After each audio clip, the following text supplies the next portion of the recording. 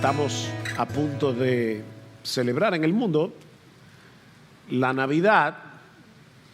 No sabemos, ¿verdad?, cuándo nació el Señor, ni la Biblia nos dice que tenemos un mandato del Señor de celebrar la Navidad, pero lo cierto es que Dios se hizo hombre en la persona de Jesús, en un pesebre en Belén. Y muchas personas tienen la idea equivocada de que la razón por la que Dios el Hijo se hizo hombre y murió en una cruz es porque esa era la única forma de aplacar la ira de un Dios Padre que no siente ninguna compasión por sus criaturas pecadoras. Dios el Hijo tuvo que venir por causa de la ira implacable de Dios el Padre. Mis hermanos, nada puede estar más lejos de la realidad, porque existe un solo Dios que subsiste en tres personas: el Padre, el Hijo y el Espíritu Santo, y ninguna de las tres personas es más amorosa, es más misericordiosa, es más compasiva que la otra. Fue por amor que el Padre envió al Hijo para salvarnos de la condenación que merecemos por causa de nuestros pecados, porque la justicia de Dios es perfecta y esa justicia tenía que ser satisfecha. Ese es el mensaje del gran texto, uno de los textos más conocidos de las Escrituras, Juan 3:16. De tal manera amó Dios al mundo. ¿De quién está hablando allí? Del Padre, evidentemente, porque dice que Él envió a su Hijo. De tal manera amó Dios, el Padre, al mundo, que envió a su Hijo para que todo aquel que en Él cree no se pierda, mas tenga vida eterna. Obviamente Juan 3:16 está hablando del amor del Padre. Fue el Padre el que por amor envió a su Hijo. Así que es completamente absurdo hacer algún tipo de distinción entre el amor del Hijo y el amor del Padre, porque el Hijo y el Padre son uno, dice en Juan capítulo 10, versículo 31. El que me ha visto a mí, ha visto al Padre, le dice el Señor a Felipe. Tampoco podemos hacer ninguna distinción entre el Dios del Antiguo Testamento y el Dios que se revela en el Nuevo, porque es el mismo Dios. Un Dios bueno, misericordioso, compasivo, más allá de lo que nuestras mentes finitas pueden llegar a comprender. Y eso es lo que yo espero mostrar en esta mañana a través del libro de Oseas. La historia que se narra en este libro sobre la relación matrimonial entre Oseas y Gomer es bien chocante. Pero el amor que esa relación ejemplifica es sencillamente incomprensible. Ese Dios infinitamente santo, perfectamente justo, que no tendrá por inocente al culpable, que no pasará por alto nuestros pecados, ha decidido amar a los suyos con un amor que, mis hermanos, escapa a toda comprensión. Pablo dice en Efesios 3: yo le oro a Dios para que ustedes puedan entender el amor de Cristo, el cual es incomprensible. Que nosotros podamos entender el amor de Cristo, el cual escapa a toda comprensión. Y esa es mi oración en esta mañana. Este libro comienza como cualquier libro profético, cualquiera de los libros proféticos, ubicando el ministerio de Oseas en su contexto histórico. Veamos en primer lugar Israel en los días de Oseas, versículo 1. Palabra del Señor que vino a Oseas, hijo de Beeri, en días de Usías, Jotam, Acaz y Ezequías, reyes de Judá, y en días de Jeroboam, hijo de Joás, rey de Israel. Como la mayoría de ustedes saben, las 12 tribus que formaban la nación de Israel se dividieron durante los días de Roboam, el hijo de Salomón, quedando 2 tribus en el sur, Benjamín y Judá, que a partir de ese momento iba a ser conocido como el reino del sur o Judá y 10 tribus en el norte, que a partir de ese momento iba a ser conocido como Israel. Y fue mayormente para ese reino del norte, Israel, que Oseas ministró. Durante la historia de estos dos reinos, 19 reyes reinaron en el sur, 19 reyes reinaron en el norte. En el sur, la mitad de los reyes fueron temerosos de Dios. En el norte, todos fueron incrédulos. Tomando como punto de referencia a los reyes mencionados en el versículo 1, podemos decir con bastante certeza que Oseas comenzó su ministerio profético alrededor del año 750 antes de Cristo y concluyó cerca de la caída y cautiverio de Israel, el reino del sur, de manos de Asiria en el año 722 antes de Cristo. Fue un tiempo de mucha prosperidad material para el reino del norte, para Israel, pero también de mucha corrupción social, política, religiosa. El reino del norte se había prostituido adorando a Baal, el dios del clima y de la fertilidad. Ellos cometieron adulterio espiritual. Israel se había olvidado del Dios vivo y verdadero para buscar prosperidad, satisfacción, significado en los ídolos falsos del mundo pagano a su alrededor. Esa fue la sociedad a la que Oseas le predicó la palabra. No muy diferente a nuestra sociedad. Idólatra, materialista, violenta, moralmente corrupta. Pero mis hermanos, es precisamente en el contexto de ese trasfondo tan oscuro que brilla más intensamente la gracia, la misericordia, el amor de Dios, ejemplificado en la vida del profeta Oseas y en su relación matrimonial con Gomer. Lo que nos lleva a nuestro segundo encabezado: el matrimonio del profeta. Versículo 2. Cuando por primera vez el Señor habló por medio de Oseas, el mensaje era para él.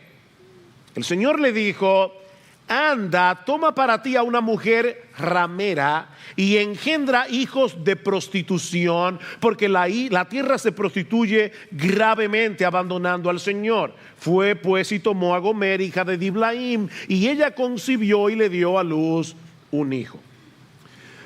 Para muchos estudiosos de las Escrituras, esta orden divina plantea un serio dilema moral. Mis hermanos, ¿cómo es posible que Dios le haya pedido a uno de sus profetas que se case con una mujer así? En Levítico 21:7, Dios prohibió tajantemente que un sacerdote se casara con una mujer inmoral. La pregunta es, ¿acaso no debía aplicarse el mismo estándar para un profeta? Desde cualquier punto de vista, lo que Dios le estaba pidiendo a Oseas no parece encajar con lo que Él mismo nos enseña en su palabra acerca de la santidad del matrimonio.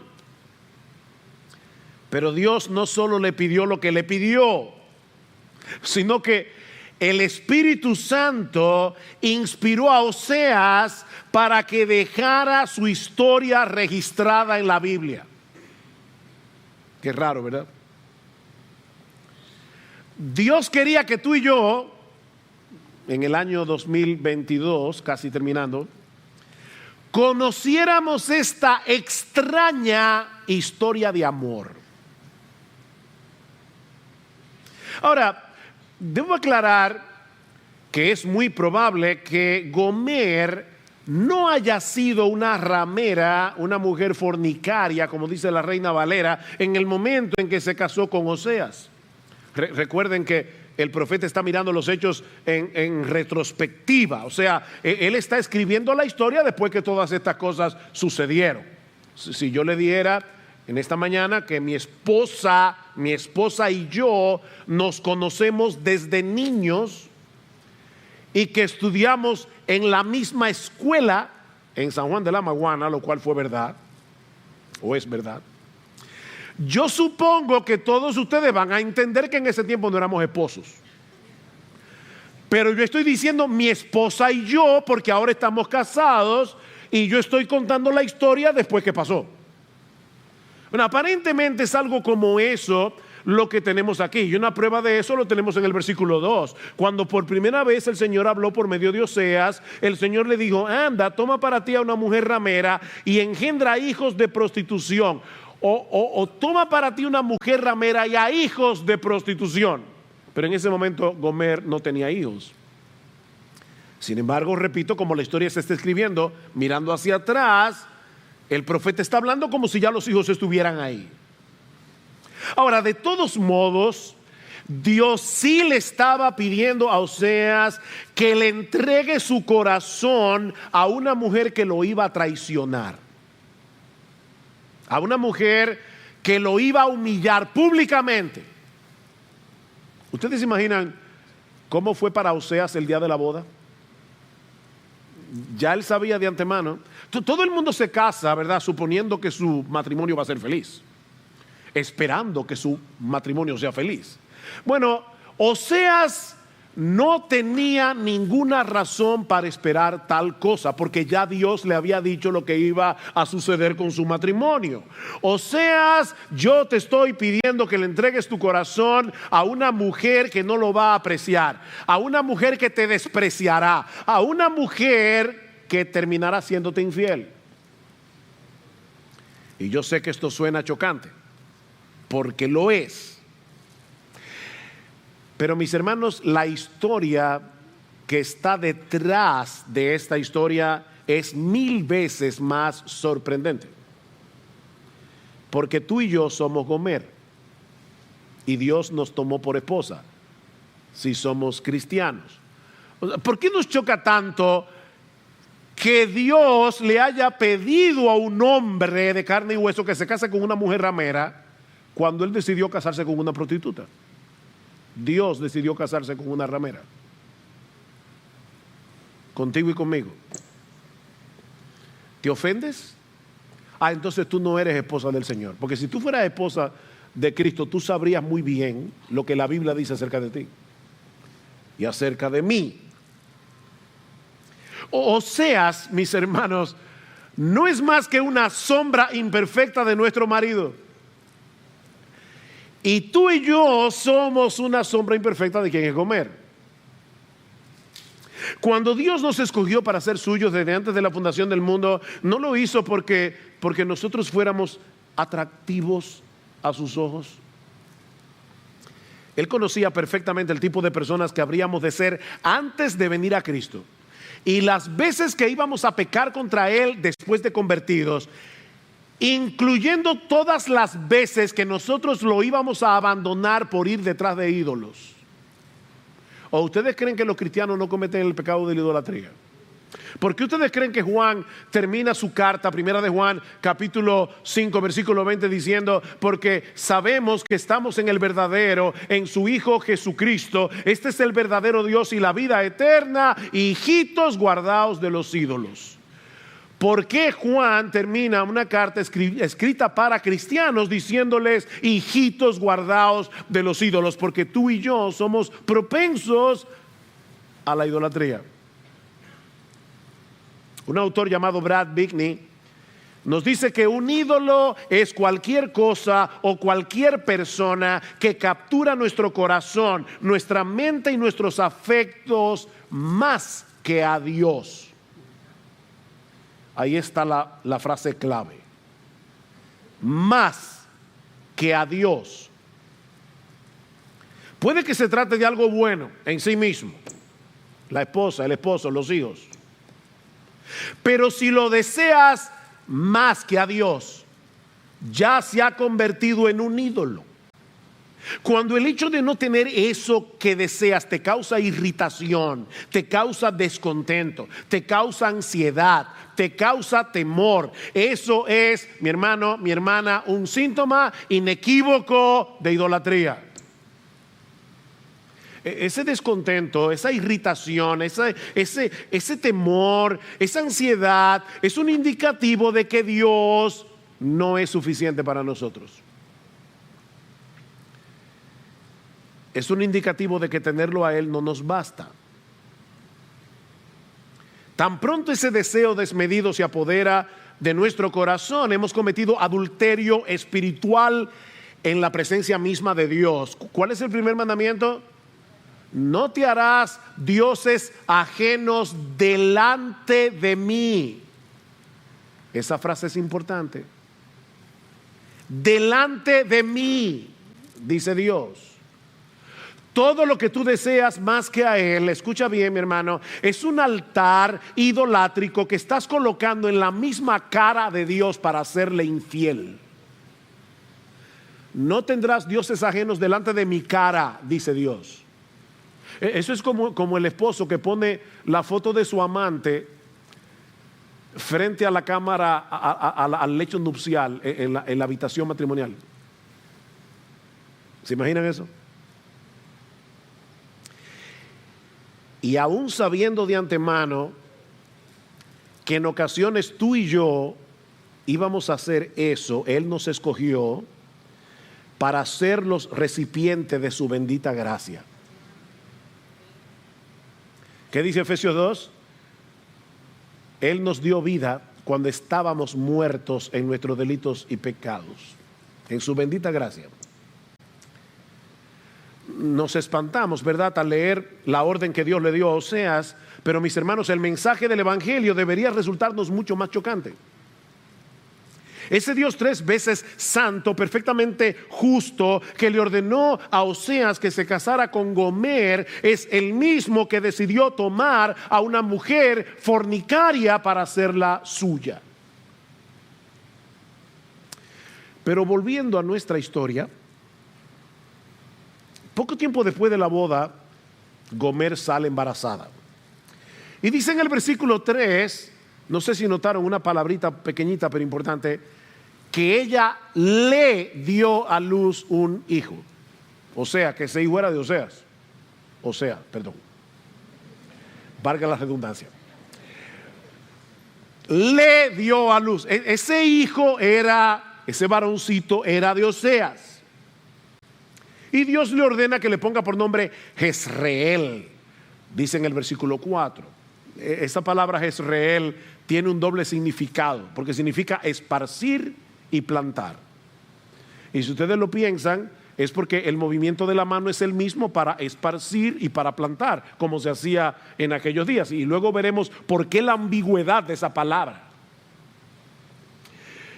Poco después, Gomer sale embarazada otra vez. Versículo 6.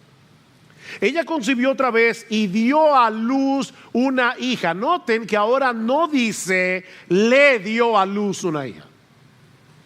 Ahora dice simplemente dio a luz una hija a la que Dios le pide que le ponga por nombre Lo Ruamá, que significa no compadecida. ¿Ustedes se imaginan una niña que se llama no compadecida? Lo Ruamá. Probablemente ya esta niña no era de Oseas.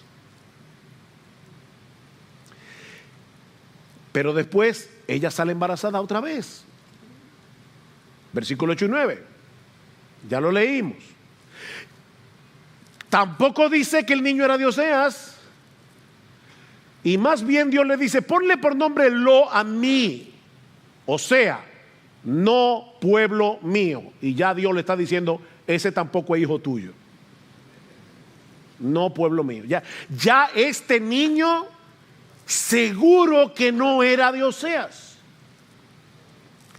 Y podemos imaginar, el que ha vivido en un pueblo pequeño, sabe cómo son las cosas en los pueblos. A estas alturas, Oseas era la comidilla del pueblo. Todo el mundo sabía lo que su esposa estaba haciendo.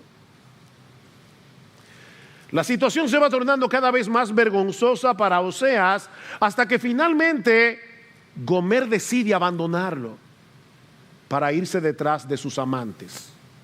Capítulo 2, versículo 5. Pues su madre se prostituyó. La que los concibió se deshonró porque dijo: iré tras mis amantes que me dan mi pan y mi agua, mi lana, mi lino, mi aceite y mi bebida. Me iré tras mis amantes. ¿Y saben lo que hizo Oseas? Después que Gomer lo abandonó. Aquí debo hacer la salvedad de que a veces estamos leyendo el libro de Oseas y se nos hace difícil distinguir ¿de quién está hablando el profeta? ¿Es de él mismo o de Dios? No sabemos.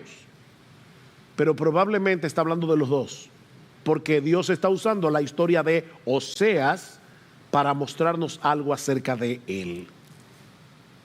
¿Saben lo que hizo Oseas? Siguió cuidando a su esposa adúltera, siendo fiel al voto que había hecho con ella cuando se casó. ¿Y cómo lo sabemos? Vean el versículo 8. Pues ella no sabía, fíjense, en el versículo 5 dice: me iré tras mis amantes que me dan mi pan, mi agua, mi lana, mi lino, mi aceite y mi bebida.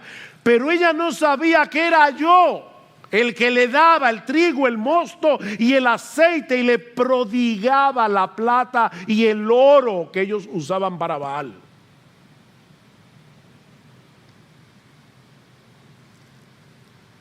Óigame, qué esposo. Qué esposo. Nosotros no sabemos de qué manera Oseas le hacía llegar a Gomer las cosas que ella necesitaba. Y un autor sugiere, quién sabe si Oseas iba a encontrarse con los amantes de Gomer y le decía: mira, yo sé que tú eres el amante de turno de mi esposa, y como yo sé que ella tiene necesidades, por favor llévale eso de mi parte. Y tal vez el amante llegaba a la casa y le decía: mira lo que te traje, y esta mujer insensata se le colgaba del cuello dándole las gracias. Ella no entendía, dice el texto, que era su marido el que la estaba cuidando. Ahora, yo sé que nos suena chocante, ¿verdad? Pero déjame hacerte una pregunta. ¿No es lo mismo que nosotros hacemos en el día de hoy cuando nos olvidamos que es Dios el que nos provee las cosas? De verdad, mira, vamos a ser honestos aquí. Yo no me imagino a ninguno de ustedes diciéndole al salario: gracias, salario, porque por ti puedo ir al supermercado. No me imagino eso. Pero en el fondo del corazón nosotros olvidamos que ese dinero que tenemos en el bolsillo, si bien es cierto que lo conseguimos trabajando, fue Dios que lo proveyó. Porque fue Dios que te dio el trabajo y fue Dios el que te dio la capacidad para que tú hagas lo que tú haces.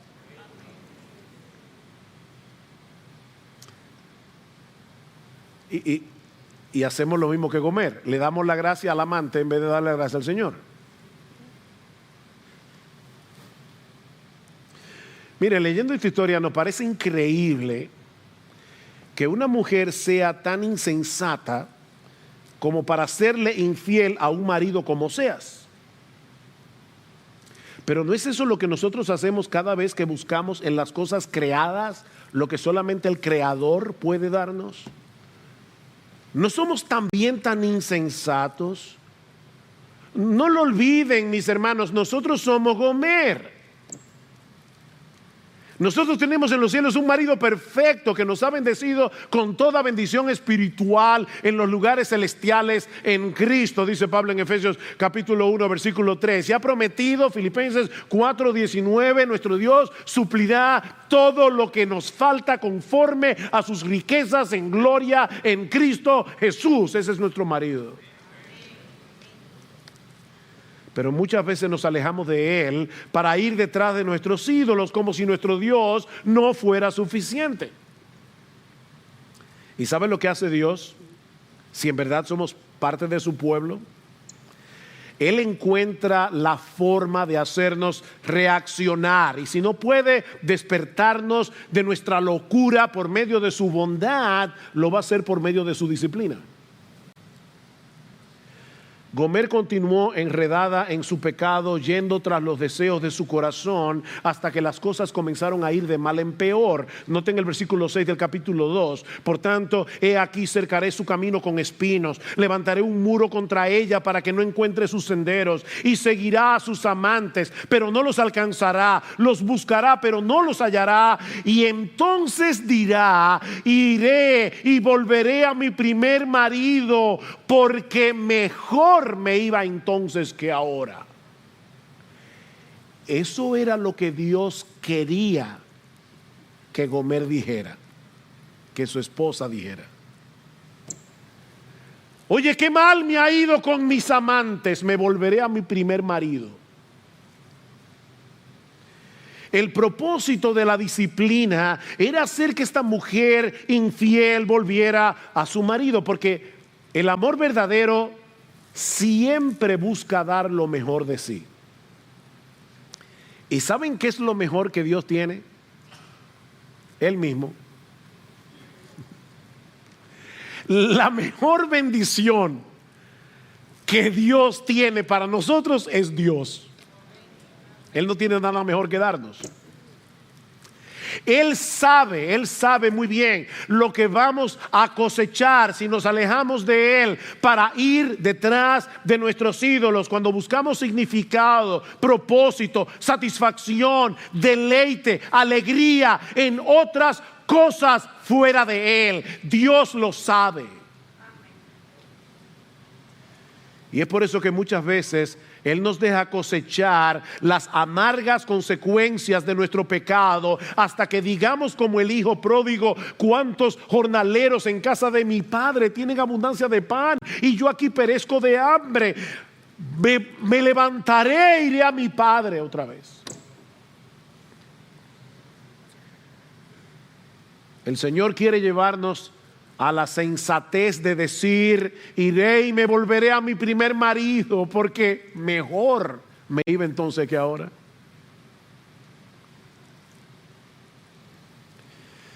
Pero lamentablemente esa no fue la reacción de Gomer.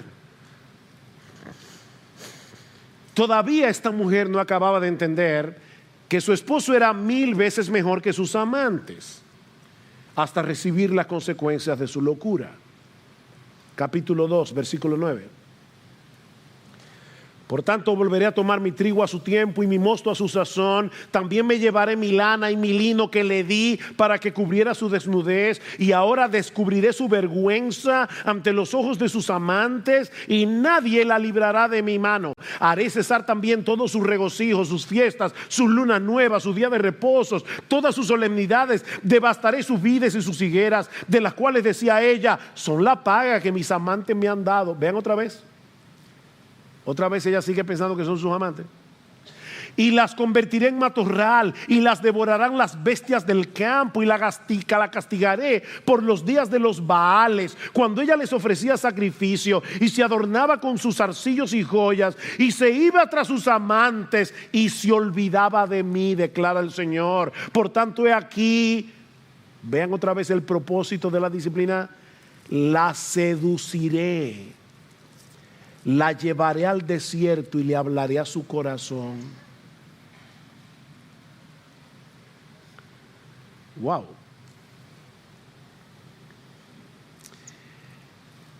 Eventualmente, Gomer fue desechada por sus amantes y tratada como una basura.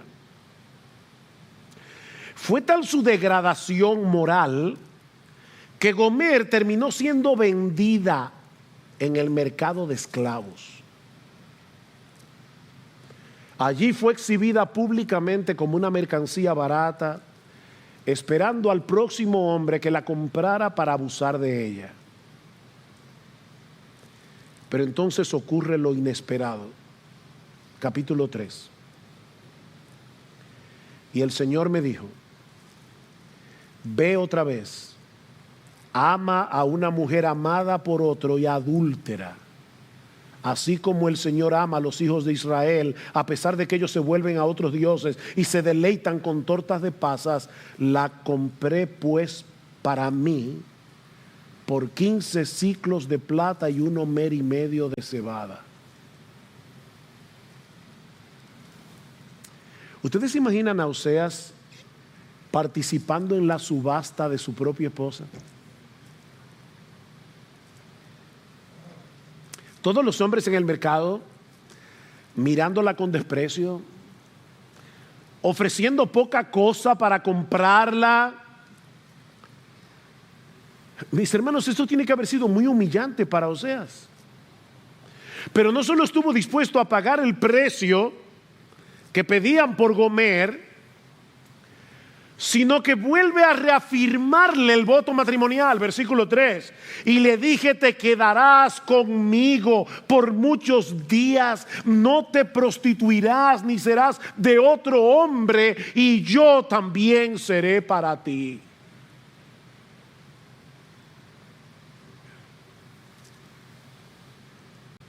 Wow. Una vez más, Dios quiere recordarnos que la actuación de Oseas, por extraordinaria que parezca, no es más que un pálido reflejo de lo que Él hace por su pueblo. Versículo 4. Porque por muchos días los hijos de Israel quedarán sin rey y sin príncipe, sin sacrificio y sin pilar sagrado y sin efod y sin ídolos domésticos. Después los hijos de Israel volverán y buscarán al Señor su Dios y a David su rey, y acudirán temblorosos al Señor y a su bondad en los últimos días. Dios no le estaba pidiendo a Oseas que hiciera nada que él no estaba dispuesto a hacer por su esposa. Israel iba a sufrir con creces las consecuencias de su adulterio, pero aún en medio del mensaje de juicios que Oseas pronuncia contra el pueblo, la misericordia divina vuelve a brillar de una forma extraordinaria. Vayan otra vez al capítulo 1, versículo 9. El Señor le dijo, ponle por nombre Lo Amí, porque vosotros no sois mi pueblo y yo no soy vuestro Dios. Sin embargo, el número de los hijos de Israel será como la arena del mar, que no se puede medir ni contar. Y sucederá que en el lugar donde se les dice no sois mi pueblo, se les dirá sois hijos del Dios viviente. Y luego en el capítulo 2, versículo 23, la sembraré para mí. Ahí ven la ambigüedad de Jezreel. Los esparciré, pero luego la sembraré para mí. Otra vez. En la tierra, y tendré compasión de la que no recibió compasión, y diré al que no era mi pueblo, tú eres mi pueblo, y él dirá, tú eres mi Dios. Cientos de años más tarde, el apóstol Pablo va a citar algunos de estos versículos del libro de Oseas para mostrar que la apostasía del pueblo de Israel no frustró el plan redentor de Dios. Mis hermanos, ¿qué pasó con Israel cuando se fueron en cautiverio? Que se juntaron con otras naciones vecinas y se convirtieron en un pueblo gentil, igual que tú y yo. Así que Dios no solo se ha reservado un remanente fiel para sí, sino que también usó el pecado de su pueblo para llevar a cabo su obra de redención. Israel rechazó a su Mesías, provocó que fuera crucificado sin saber que en esa cruz Dios estaba mostrando su amor para con los vasos de misericordia que Él preparó de antemano para gloria, Romanos 9:23, a los cuales también ha llamado no solo de los judíos, sino también de los gentiles. Y para probar su punto, Pablo cita Oseas 2:23.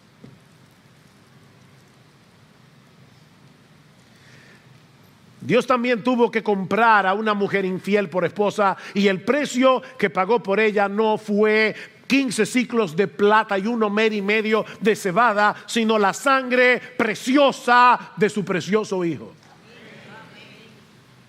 Y con esa sangre nos compró. Hablando acerca de esto, dice Donald Barnhouse, cuando vemos este amor en operación a través del corazón de Oseas, puede que nos preguntemos, ¿y de verdad Dios es así? ¿Saben que para nosotros un amor tan sublime es tan anti-intuitivo que se nos hace difícil creer que Dios nos ama de esa forma? Pero sí, Dios nos ama de esa forma. porque lo dice su palabra. Y porque la cruz lo dice a gritos. Sí, nosotros tenemos un Dios misericordioso, compasivo, bondadoso.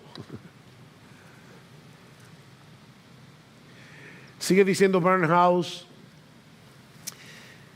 cómo Dios quiere que veamos, lo veamos a Él llevando a cabo su plan a través del pecado de sus criaturas. Y escuchen las palabras de este predicador. Él iba a darle al hombre los árboles del bosque y el hierro en la tierra y la inteligencia para hacer un hacha con el hierro, para cortar un árbol y convertirlo en una cruz. Le daría la habilidad para hacer clavos y un martillo para que sujetaran a su hijo y lo clavaran ahí. Y de esa forma tomaría sobre sí los pecados del hombre y haría posible que aquellos que lo despreciaron, que lo rechazaron, vinieran a Él y conocieran el gozo de saber que sus pecados son perdonados, removidos, echados en el fondo del mar, que conocieran la seguridad del perdón y de la vida eterna y participaran de la expectativa, de la esperanza de gloria con Él por siempre. Ese es nuestro Dios y no hay otro semejante a Él.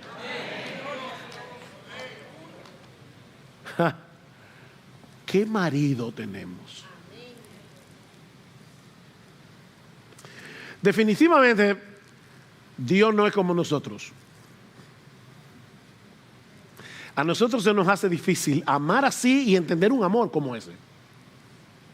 De hecho, hay un pasaje muy conocido en el libro de Isaías y muy mal interpretado. Se los voy a leer, ustedes se lo saben de memoria, la mayoría. Porque mis pensamientos no son vuestros pensamientos, ni vuestros caminos mis caminos, dijo Jehová, Isaías 55:8. Como son más altos los cielos que la tierra, así son mis caminos más altos que vuestros caminos y mis pensamientos más que vuestros pensamientos. La mayoría de las veces que nosotros aplicamos ese texto es para hablar de la providencia divina cuando nosotros no entendemos lo que Dios está haciendo y decimos, bueno, es que los caminos del Señor son más altos que nuestros caminos, pero Dios no está hablando en este texto de su providencia. Él está hablando de su perdón. Él está diciendo, yo te voy a perdonar y tú no lo vas a entender del todo porque tú no eres como yo. Oigan lo que dice el versículo anterior de Isaías 55:8, porque Isaías 55:8, ¿están despiertos? Está antes de Isaías 55:6 y 7. Y oigan lo que dice el texto: buscad a Jehová mientras pueda ser hallado, llamadle en tanto que está cercano. Deje el impío su camino y el hombre inicuo sus pensamientos, y vuélvase a Jehová, el cual tendrá de él misericordia, y al Dios nuestro, el cual será amplio en perdonar, porque mis caminos no son como los tuyos. ¿Ven el punto? A ti y a mí se nos hace muy difícil perdonar porque somos crueles, porque llevamos la venganza en el ADN.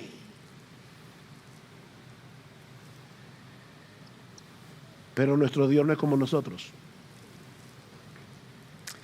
Él se deleita en perdonar. Él se deleita en misericordia, dice en Miqueas capítulo 7 versículo 18. Su amor es muy diferente. Gomer cometió una locura indudablemente al alejarse de un esposo como Oseas para ir detrás de sus amantes. Pero mis hermanos, nuestra locura es 1000 veces mayor cuando buscamos fuera de nuestro esposo lo que solamente Él puede darnos. Él nos escogió desde antes de la fundación del mundo para darnos el gozo y la alegría de conocerlo íntimamente, transformar nuestro carácter conforme al de su Hijo, hacernos coherederos del universo juntamente con Él. ¿Tú quieres más? Pero es tal nuestra locura que muchas veces Dios tiene que perseguirnos para bendecirnos. ¿Saben que una de las cosas que más me impresionan del libro de Oseas es que en todo el libro, en ningún momento, Oseas revela lo que había en su corazón cuando su esposa le estaba siendo infiel? Búsquenlo, no lo van a encontrar. Pero Dios se vale de su profeta para hacernos saber lo que había en el suyo. Dios abre su corazón. Es muy humillante para que un hombre desnude su corazón delante de otros y mostrarles su dolor por una esposa que lo ha traicionado. Pero eso es precisamente lo que hace Dios en todo el libro de Oseas. Ven el capítulo 11. Le decía a mi esposa esta mañana, wow, yo no sé cuántas veces he visto este texto y siempre me abruma igual. Oseas capítulo 11, versículo 1, cuando Israel era niño, yo lo amé y de Egipto llamé a mi hijo. Cuanto más los llamaban los profetas, tanto más se alejaban de ellos. Seguían sacrificando a los baales y quemando incienso a los ídolos. Sin embargo, yo enseñé a andar a Efraín. Yo lo llevé en mis brazos, pero ellos no comprendieron que yo los sanaba con cuerdas de amor. Los conduje con lazos de amor y fui para ellos como quien alza el yugo de sobre sus quijadas. Me incliné y les di de comer. De verdad, mi hermano, mi hermana, ¿tú te imaginas a Dios así? Porque si no, tú tienes una distorsión de quién es Dios. Versículo 8, perdón. ¿Cómo podré abandonarte, Efraín? ¿Cómo podré entregarte, Israel? ¿Cómo podré yo hacerte como Atma? ¿Cómo podré tratarte como Seboim? Mi corazón se conmueve dentro de mí, se enciende toda mi compasión.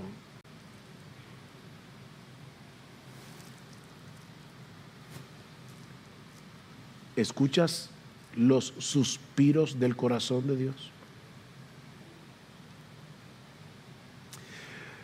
¿Qué aprendemos del libro de Oseas?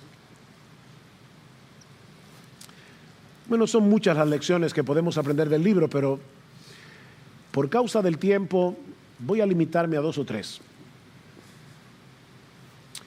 Por un lado, este libro nos muestra la verdadera cara del pecado y cómo podemos luchar eficazmente contra él. Mis hermanos, cada vez que un cristiano busca fuera de Dios lo que solo Él puede darnos, estamos cometiendo adulterio espiritual. La razón por la que tú y yo pecamos es porque pensamos encontrar fuera de nuestro esposo algo mejor de lo que Él nos ofrece en Cristo. ¿Quieres luchar eficazmente contra los ídolos de tu corazón? Bueno, en primer lugar, identifícalos. Identifícalos. ¿Cuáles son esos ídolos contra los cuales tienes que luchar? Pídele a Dios en oración que te ayude a examinar con objetividad tu propio corazón. Déjame hacerte una pregunta. ¿Cuáles son los deseos que están controlando tus pensamientos y tus conversaciones? Porque de la abundancia del corazón habla la boca. ¿En qué tú sueñas cuando sueñas despierto? ¿Estás dispuesto a pecar para obtener algo que deseas o para retener algo que tú no quieres perder? ¿Tú estás dispuesto a pecar por eso? ¿Hay alguna cosa aparte de Dios que te haga sentir seguro? ¿Alguna cosa que tú creas necesitar aparte de Él para ser feliz, para que tu vida tenga propósito, para que tu vida tenga significado? ¿Cuáles son tus temores? ¿O qué te causa ansiedad? ¿Cuáles son las cosas que te irritan o te producen descontento? Porque todas esas cosas, los temores, la ansiedad, la irritación, son alarmas que Dios ha puesto en nosotros que nos ayudan a discernir cuando alguna cosa nos está interesando demasiado, cuando lo estamos necesitando más que a Dios. Son alarmas. Examínate a ti mismo y luego recuerda quién es tu marido.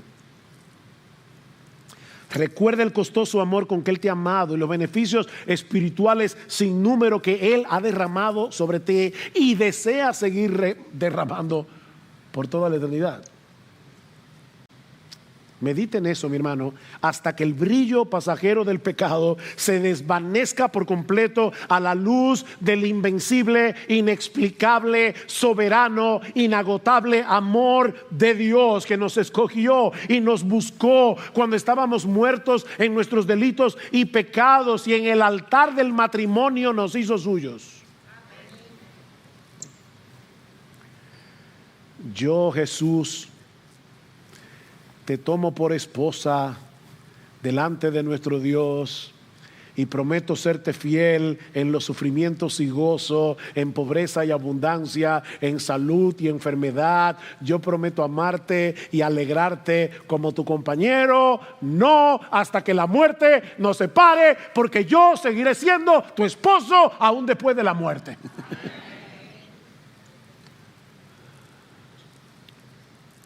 Pero también aprendemos en este libro que los creyentes no somos gentes necesitadas de amor. No tenemos que ir por la vida demandando que otros nos amen. Por favor, olvídate de eso. No tenemos que ir por la vida mendigando amor.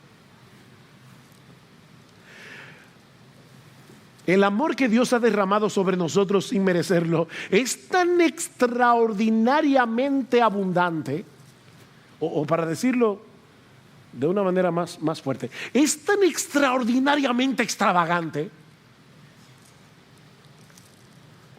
que, como bien señala Edward Welch, nuestra meta debe ser amar a las personas en vez de necesitarlas. Nuestra meta debe ser amar a las personas más que necesitarlas. El Dios de los cielos nos rescató de la esclavitud del pecado, nos compró para sí al precio de la vida de su Hijo, para hacernos libres, para que pudiéramos disfrutar de su amor por los siglos de los siglos. Y ahora yo te pregunto, ¿de verdad nosotros somos personas necesitadas de amor? All you need is love, decían los Beatles. Todo lo que tú necesitas es amor. Pero déjame decirte una cosa. ¿Tú eres creyente? Tú eres demasiado amado. Demasiado amada. No, you don't need love. You need to love. Tú no necesitas ser amado. Tú necesitas amar, porque tú eres muy amado.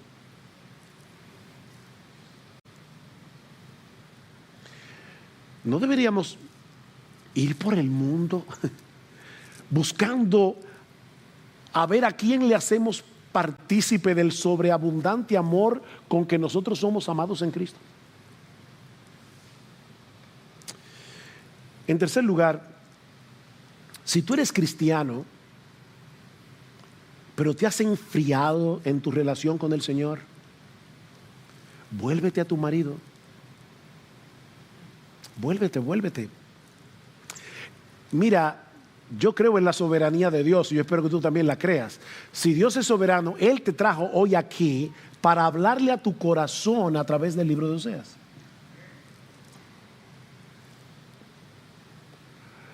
¿Acaso piensas que no hay remedio para ti? ¿Que tu condición espiritual es irreversible? Bueno, si tú piensas hecho eso, escucha la voz de Dios en el último capítulo del libro de Oseas, porque lo que dice aquí es tan relevante y está tan vigente como el día mismo que Dios pronunció estas palabras. Oseas capítulo 14, versículo 1: vuelve a Israel al Señor tu Dios, pues has tropezado a causa de tu iniquidad. Tomad con vosotros palabras y volveos al Señor. Decidle, oigan, Dios es tan bueno que hasta nos dice: dime esto, te voy a decir lo que tú tienes que decirme a mí. Déjame decirte cómo acercarte a mí. Quita toda iniquidad y acéptanos bondadosamente para que podamos presentarte a ti el fruto de nuestros labios. Ven y dime eso y yo te voy a recibir con los brazos abiertos. Versículo 4: yo sanaré su apostasía, los amaré generosamente, pues mi ira se ha apartado de ellos. Seré como rocío para Israel, florecerá como lirio, extenderá sus raíces como los cedros del Líbano, brotarán sus renuevos y será su esplendor como el del olivo y su fragancia como la de los cedros del Líbano.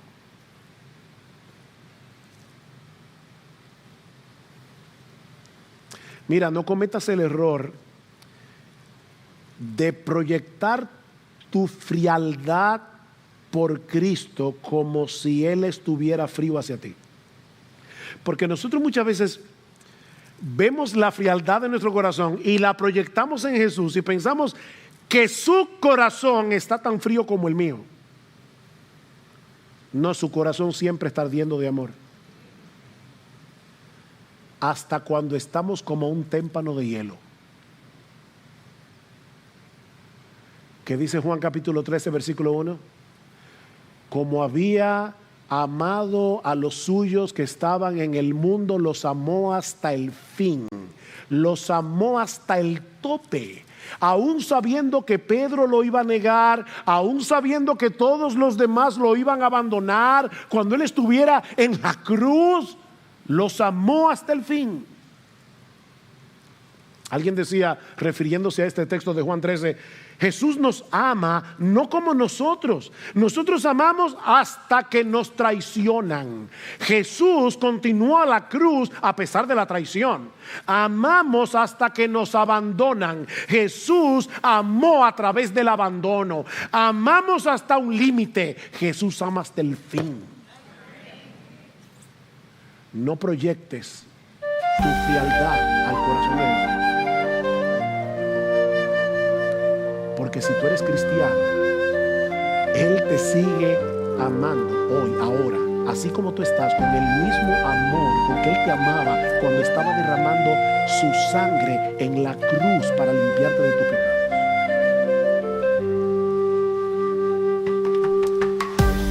Y si tú estás aquí sin Cristo,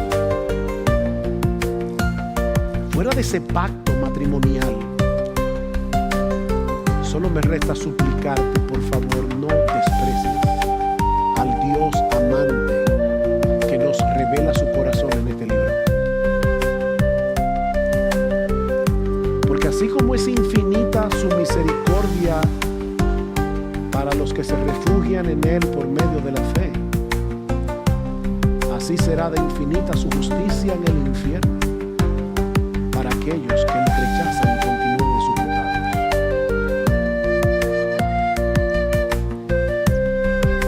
Que Oseas concluye este libro diciendo: ¿quién es sabio que entienda estas cosas?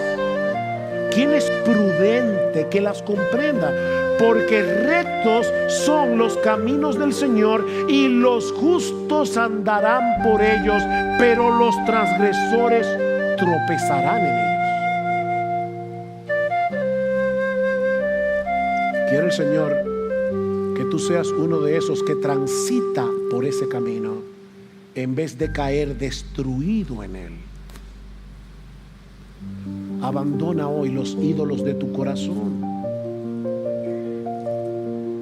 Acógete hoy por la fe a la misericordia que Dios nos ofrece en Cristo, que tomó nuestro lugar en la cruz del Calvario para pagar nuestra deuda con la justicia infinita de Dios. Y déjame decirte algo, porque lo dice la palabra, todos tus pecados serán perdonados.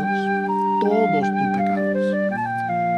Recibirás gratuitamente aquí y ahora el don de la vida eterna en Cristo, y desde ahora podrás disfrutar de ese amor soberano e inagotable de Dios.